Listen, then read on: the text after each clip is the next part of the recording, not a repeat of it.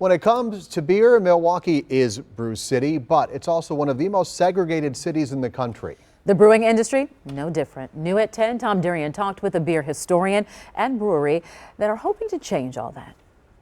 I think it would have been tough for this brewery to survive in the first place. You put the brewery in the hands of a minority, and with the civil rights era and discrimination going on, I think they were damned from the outset. Beer historian John Harry talks about People's Brewery, purchased in 1970 by a group of African-American men. In the civil rights era, a group of Milwaukee businessmen who were black wanted to found a brewery for African Americans that they could call their own. The brewery was out of business by 1973, and it may have been one of the last known breweries owned by minorities in Wisconsin.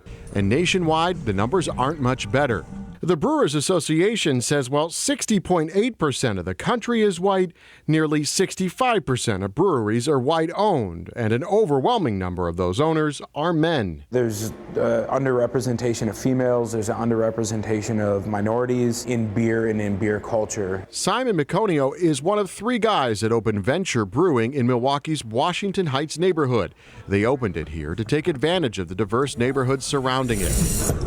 Coming from a mixed-race family himself, Meconio would like to see diversity represented in his industry. That's why next week they are hosting a discussion on diversity with John. Do you think, 10 years from now it'll look different in the beer industry? I really hope so. I hope it'll look different. I hope that we can be a part of making that look different. If you don't see diversity in brewing in a city like Milwaukee, right, where are you going to see it? No, totally.